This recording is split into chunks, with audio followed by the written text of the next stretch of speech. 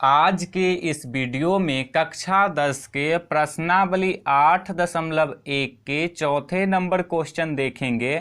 Question में दिया है यदि 15 cot A बराबर 8 हो तो sin A और sec A का मान ज्ञात कीजिए।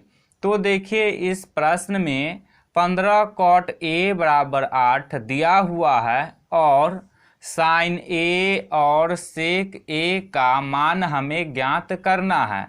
तो सबसे पहले जो दिया हुआ है उसको लिखेंगे। तो लिखेंगे दिया है। तो क्या दिया हुआ है? 15 cot A बराबर 8। तो लिखेंगे 15 cot A बराबर 8। अब देखिए इसमें से cot A का मान निकालेंगे। तो इसके लिए ये 15 जो है इसको बराबर के इस तरफ से इस तरफ लिखेंगे। तो ये बराबर के इस तरफ है गुणा के रूप में, जब इसको बराबर के इस तरफ लाएंगे तो हो जाएगा भाग के रूप में। तो ये हो जाएगा cot A बराबर 8/15।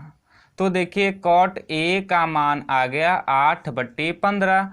अब cot A का सूत्र लिखेंगे। तो cot A का सूत्र होता है आधार बट्टे लंब। तो देखिए cot A का सूत्र होता है आधार बट्टे लंब और cot A का मान है 8/15। तो आधार बट्टे लंब बराबर हो जाएगा 8/15। तो देखिए इससे स्पष्ट हो रहा है कि आधार का मान है 8 और लंब का मान है 15।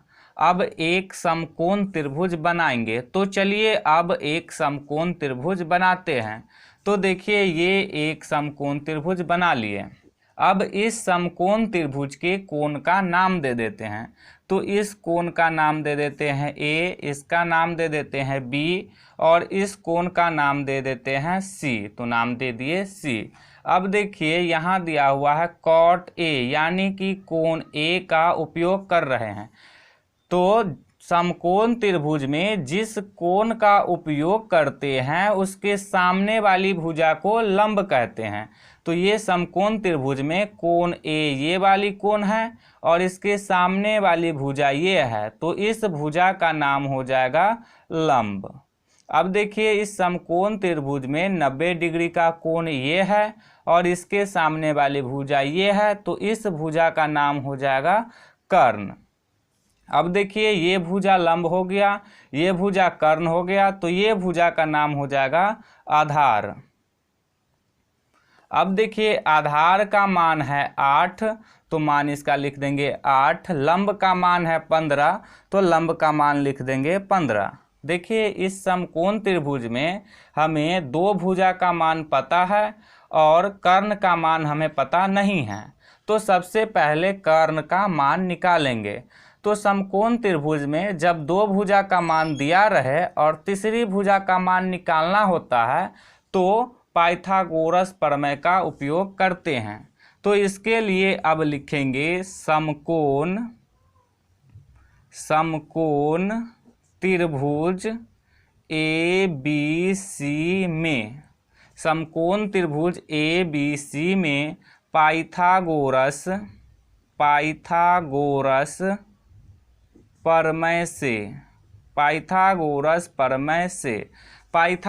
प्रमेय होता है कर्ण स्क्वायर बराबर लंब स्क्वायर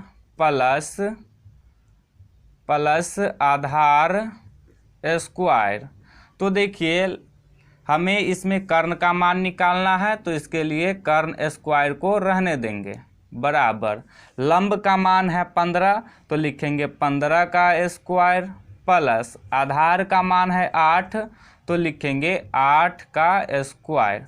अब इसको हल करेंगे तो देखिए 15 का स्क्वायर, तो 15 का स्क्वायर करेंगे तो हो जाएगा 225 प्लस 8 का स्क्वायर, 8 का स्क्वायर करेंगे तो हो जाएगा 64। अब 225 और 64 को जोड़ेंगे तो हो जाएगा 289। अब देखिए कर्ण स्क्वायर का मान आ गया 289।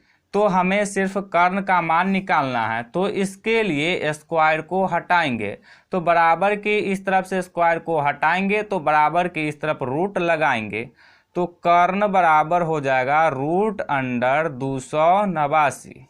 अब देखिए 289 को √17 × 17 लिख सकते हैं, क्योंकि 17 को 17 से गुना करेंगे तो हो जाएगा 289।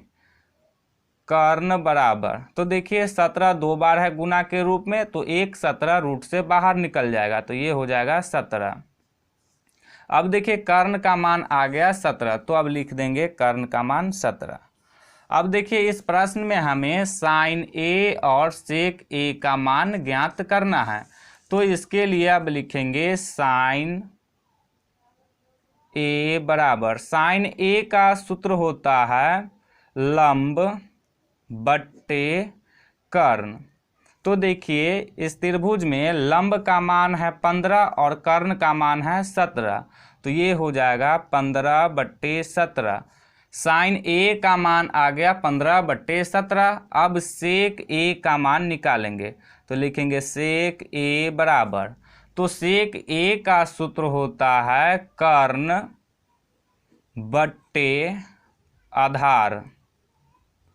तो देखिए कर्ण का मान है 17 और आधार का मान है 8, तो कर्ण के स्थान पे लिख देंगे 17 बट्टे आधार का मान है 8, तो लिख देंगे 8। तो साइन ए का मान आ गया 15/17 और सेक ए का मान आ गया 17/8, तो यही हो जाएगा इसका आंसर।